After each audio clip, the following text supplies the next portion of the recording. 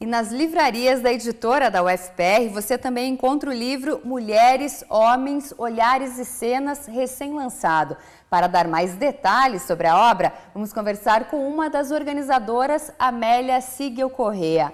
Olá, Amélia, Olá, tudo bem? Seja muito bem-vinda. Muito obrigada. Bom, quer dizer, Mulheres, Homens, Olhares e Cenas, recém-lançado aí pela editora da Universidade Federal. Quais os principais pontos do livro, Amélia? Veja, esse é um trabalho que trata de representações de homens, mulheres no cinema.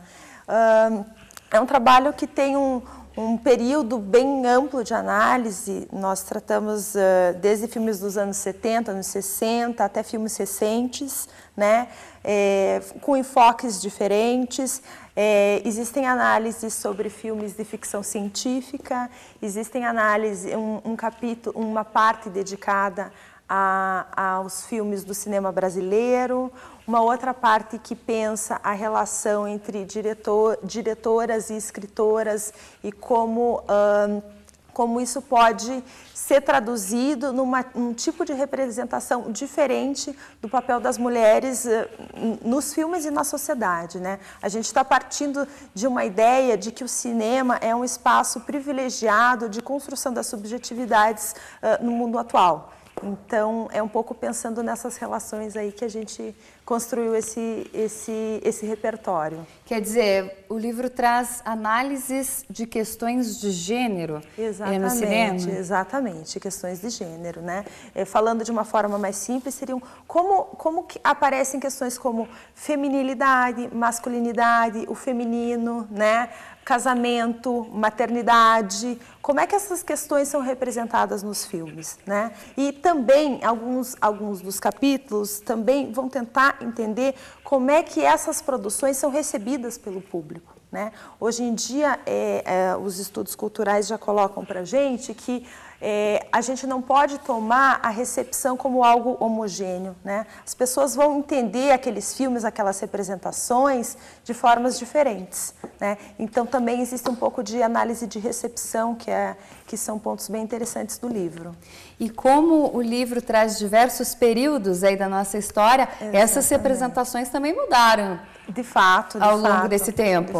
De fato. Como por exemplo? Como por exemplo, existem análises de filmes mais tradicionais, né, onde o casamento sempre representa o final feliz, né, para uma mulher, né, e enquanto isso também tem outra vertente de análise que vai mostrar que existem produções que já estão tentando subverter essa ordem patriarcal dominante, mostrando como as mulheres podem se tornar protagonistas tanto das narrativas fílmicas quanto das suas próprias vidas.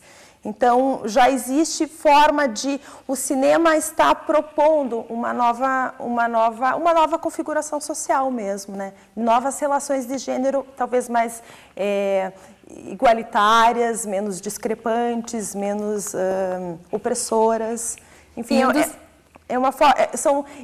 o livro ajuda a pensar novas formas de ver o cinema também, né? E tem um dos capítulos que fala das ficções científicas. O que vocês tratam aí, Amélia? Exatamente. Na verdade, essa parte é composta de dois textos, um do professor Luiz Fernando da Universidade Federal do Paraná, que ele vai analisar Jornada nas Estrelas, O Planeta dos Macacos, que eram séries super famosas nos anos 60, e ele vai mostrar como existe já mesmo Barbarella também é um filme que ele analisa, como existe já uma tensão entre uma estrutura social mais conservadora e a tensão que o movimento hippie já estava causando, né, em novas leituras da relação das mulheres e dos homens, né? O movimento hippie já é um momento da segunda onda feminista está surgindo nos Estados Unidos, né? Então esse tipo de tensão já aparece nesses seriados. E o outro filme é uma análise da professora Ana Paula, que é professora de História da UFPR, e ela faz uma leitura muito interessante do filme Alien 3, né? E ela vai mostrar como as representações da mulher, que vai desde Eva, né, como pecadora, até, né, passando por Maria, virgem e pura, como essas ambiguidades elas acabam se misturando na leitura da protagonista do filme, né, que é a Tenente Ripley, né? Então, ora ela é vista como diabólica, ora ela é vista como santa, é uma representação bem ambígua, assim, ela recupera um pouco do histórico de como isso vai se concretizar nessa personagem. E você fala também da mulher na direção. Exatamente, né, de filmes. Exatamente. É comum a mulher na direção de filmes ou já é um ambiente... Isso é mais recente, isso é uma questão mais recente, aí dos anos 90 para cá, que as mulheres começam a... É um pouco também o reflexo dos movimentos sociais, né? Dos movimentos da própria segunda onda feminista dos anos 70, que as mulheres passam a ocupar um lugar maior no campo de produção cultural, né? Porque antes era um ambiente dominado aí pelos homens. Exatamente. Então elas, né, começam a ocupar espaços como não só como diretoras, mas como em outras posições aí da produção cultural. Então é bem interessante que isso vai marcar um pouco uma diferença na leitura desses filmes. Bom, você é uma das organizadoras, né? São 4? Somos 4, né? O grupo surgiu originalmente, é vinculado ao grupo de estudos de gênero da UFPR, que uma das coordenadoras é a professora Miriam Adelman, né? E nós montamos durante o mestrado um grupo que estudava cinema e violência. E a partir daí começaram a surgir algumas mostras, as pessoas começaram a se interessar, montar os textos e aos poucos o grupo foi tomando força, o trabalho foi crescendo e o resultado está aí. Espero que vocês gostem. Bacana, então fica a dica, né? Mulheres, homens, olhares e cenas. Bom, nós vamos para um rápido intervalo, mas a Amélia fica com a gente. No segundo bloco, nós vamos falar sobre o tema da sua dissertação, desenvolvida no mestrado em Sociologia aqui na Universidade Federal do Paraná. Uma pesquisa sobre a imprensa e a política no Paraná. Não saia daí, é um instante só.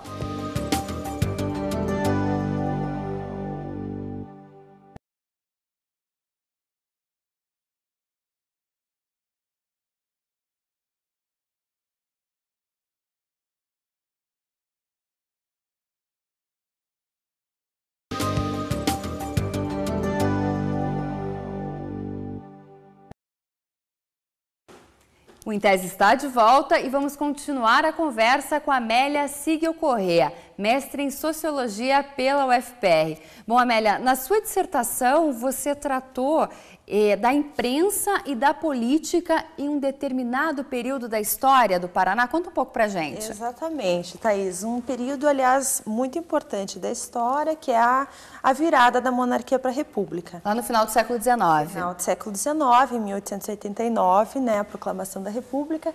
E eu percebi que não existia nenhum tipo de estudo que tentasse mostrar como é que o Paraná se posicionou nesse momento histórico tão importante, né? Então eu fiz um breve apanhado aí de quais eram as ideologias, os grupos, como é que foram as relações com os outros estados, né? Como é que o Paraná pensou a República, como é que o Paraná viu a República, que tipo de interesses estavam em jogo. Porque a relação entre imprensa e política é muito estreita. Muito estreita, exatamente. Como é que era essa relação na época? Eu até coloco no trabalho, em termos teóricos, a gente pode dizer que não existia uma divisão entre o campo político e o campo intelectual, ele se confundia, né? Os redatores eram os políticos escreviam, né? Eram chamados os polígrafos, né? Esses homens, eles tinham variadas funções, eles escreviam, eram historiadores, então é bem imbricado isso. Imprensa e política é uma relação muito próxima e que se confunde nesse período. E os debates aconteciam nos meios de comunicação, nos jornais? Nos jornais, principalmente. Por isso a imprensa, né? A imprensa foi um palco privilegiado de discussão, né, dos ideários republicanos, do que se esperava com a mudança de regime, né? O principal palco é uma forma também possível de a gente poder analisar hoje em dia, né? Porque não temos acesso aos discursos, a como essas coisas eram feitas. A gente tem acesso ao que a imprensa registrou. Então, por isso também o recorte. Uhum. E para pesquisar esse período, você também escolheu alguns personagens da época, Amélia? Exatamente. Eu observei, eu elegi os principais jornais onde essas discussões estavam colocadas, né? E ao perceber os redatores, né, os políticos e os principais personagens envolvidos, eu fiz também uma análise das trajetórias desses personagens, né? Foram 10 escolhidos, alguns deles são personagens importantes dessa virada do século XIX para o XX, como, por exemplo, o Vicente Machado, o Rocha Pombo, o Nestor Vitor, né? Todos eles ali na fronteira entre intelectuais e políticos, né? Trabalhando nessas duas frentes. E como é que você escolheu essas pessoas? Eu escolhi os redatores, né? Uhum.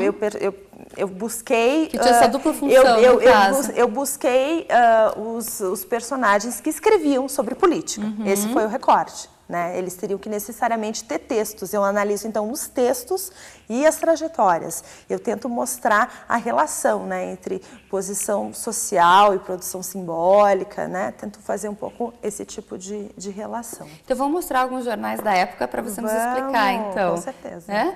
Aqui é a República. Esse foi o principal jornal, né, republicano aqui de Curitiba. Ele foi fundado por um personagem que eu analiso, que é o Eduardo Gonçalves, que é um personagem que veio de São Paulo.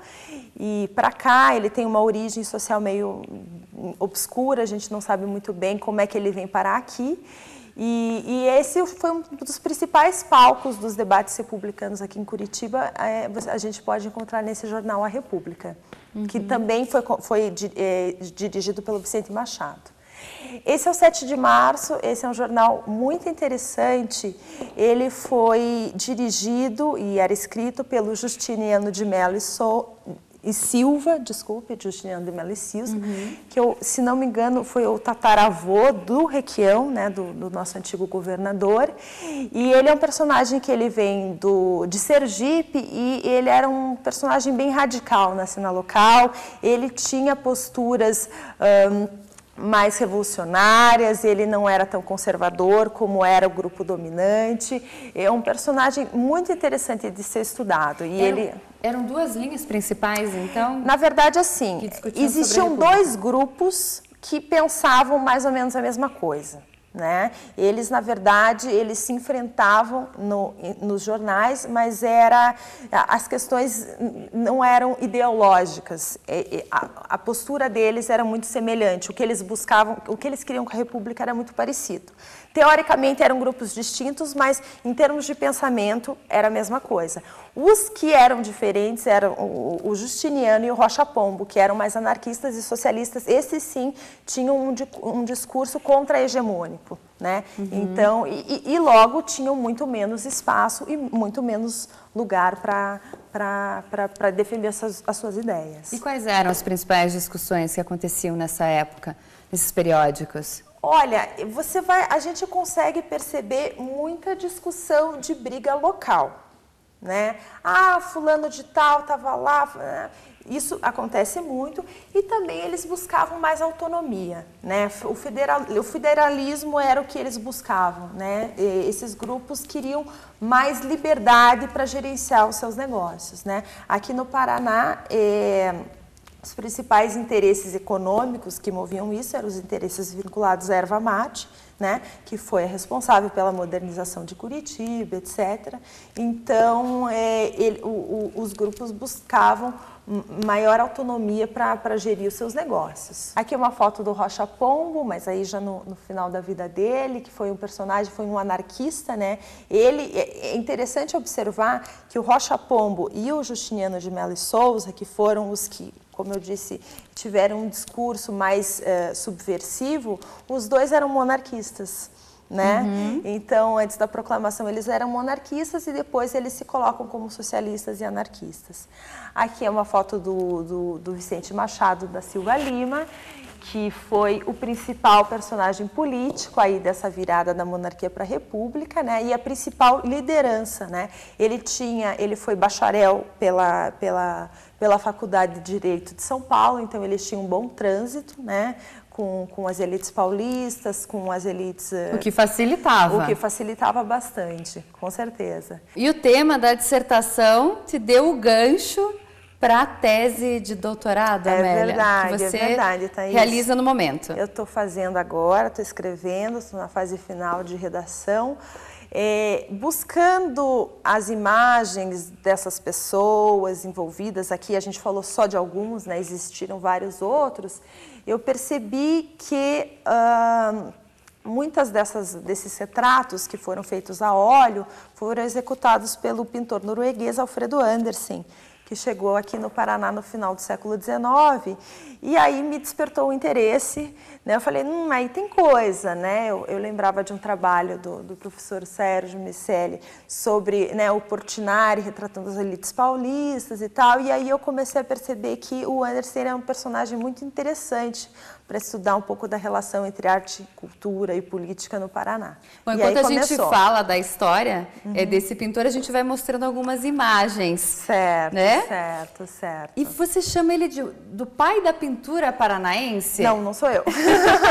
Não sou eu. Isso é um título que é atribuído a ele já desde que ele era vivo, né? Porque ele foi um pintor importante que se fixa, né? Antes disso, os pintores que passavam por aqui, eles estavam sempre de passagem, né? Existe uma categoria de pintor viajante, então vem, fica um pouquinho, vai. E o Andersen, ele fica. Então, isso que faz um pouco a diferença. Ele cria uma escola de pintura, ele tem vários discípulos, e aí ele ajuda a formar um ambiente artístico aqui no Paraná, né, nessa virada do 19 para o 20, e por isso ele é chamado de pai da pintura paranaense. E como é que ele veio para cá? Esse é um dos mistérios, né, que eu até tento construir uma explicação, né, para a vinda dele para cá.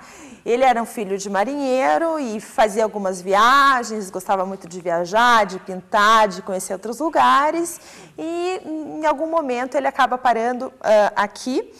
Essa tela aqui, que é o Porto de Cabedelo, foi provavelmente o primeiro registro dele que ele fez aqui do Brasil, né, na primeira viagem que ele para aqui no Brasil, que foi em 1892. É uma tela grande, eu não sei as medidas agora, mas que dá bastante a ideia dos interesses. Uma paisagem muito colorida, muito clara, a luz já se faz sentir muito bem ali.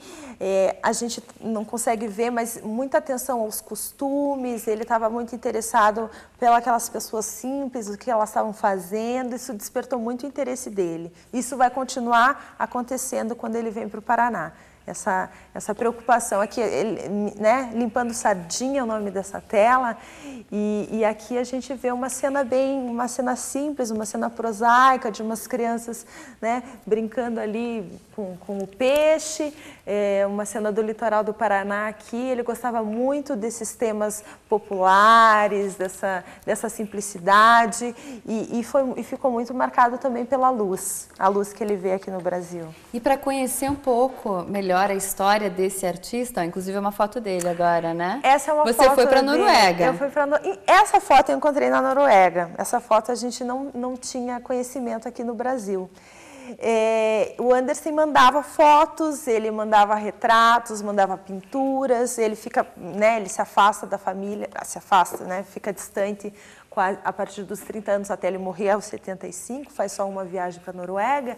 E aqui é uma foto dele com, você pode voltar, com a Ana, que foi a esposa dele. Ele se casa com uma cabocla, né? Ela é descendente de índios, né? Ana de Oliveira, e constitui família aqui no Brasil. Então essa é uma das imagens que ele mandava para tentar se fazer presente também com a família dele na Noruega. Você foi na casa de parentes quando você foi para lá? Na casa de parentes do pintor, sim, do Andersen. Né, netos, bisnetos da irmã, né? Eles ainda têm um registro tem várias telas, tem correspondências, tem um material, um acervo bem legal lá. Eles estavam... E você encontrou muitos registros sobre o trabalho dele na Noruega? Olha... Ou ele ficou mais famoso aqui? Sem dúvida que ele ficou mais famoso aqui, né? Sem dúvida. Mas sim, existem registros em dicionários biográficos, em livros sobre as artes plásticas, sobre na cidade onde ele nasceu, que é Kristiansand. Ele retratou um escritor norueguês muito famoso, que é o Knut Hamsun, e esse retrato também ele é bastante conhecido na Noruega, né? Um retrato que está na Academia Nacional na Galeria Nacional de Oslo. E o Andersen, quando ele chega aqui, aos poucos ele vai se vinculando com esses personagens aí que a gente comentou, né? Como o Vicente Machado. Esse aqui é um desenho que ele fez do Rocha Pombo para o número 1 dessa revista Paranista, né? Eu acho que foi bem na ocasião que o Rocha Pombo morreu, eu tenho quase certeza. E que foi uma revista que ele editou junto com o Romário Martins, também um personagem bem importante dessa virada da monarquia para a república aqui no Paraná. Essa é a tela do Vicente Machado, que a gente já comentou também, né? Um retrato de corpo inteiro, né? O Vicente Machado, ele percebe no Andersen um personagem importante que pode ajudar a consolidar simbolicamente essas elites. Ele sabe que é importante, né, a própria construção da paisagem. A paisagem ela tem uma função muito importante no discurso da identidade nacional para o Império. Né? E o Paraná se vincula muito a esse discurso de construção da identidade regional através da paisagem. Esse é um outro motivo pelo qual o Andersen é considerado o pai da pintura paranaense. E você não fez uma análise da estética das obras? Não, isso daí seria mais para quem trabalha com isso, historiador da arte. Eu sou socióloga, então tento pensar um pouco em como a arte e sociedade estão vinculadas. Essas últimas telas são todas do Rocio de Paranaguá, né? Então eu tento, por exemplo, pensar o Andersen em Paranaguá, como é que ele vivia lá, as relações, as construções e as imagens, né? Então não se trata de análise estética, de fato. E por aqui já tinha muito trabalho sobre o Andersen? Existem alguns trabalhos, com certeza. Existem algumas obras clássicas, que é Andersen, pai da pintura paranaense, e o acontecimento Andersen. Existem trabalhos, alguns pensando o Andersen como educador, que talvez seja a vertente mais explorada, porque o Andersen foi professor, né? Era um pouco do ganha-pão dele, né? Dar aulas. Então existem sim alguns trabalhos interessantes. O que eu estou tentando fazer é um pouco diferente disso que tem. Bacana, então, e você finaliza o trabalho agora? Em novembro deve tá pronto aí. Bacana. Muito obrigada, Amélia, pela presença e até uma próxima oportunidade. Próxima. Obrigada, Thaís.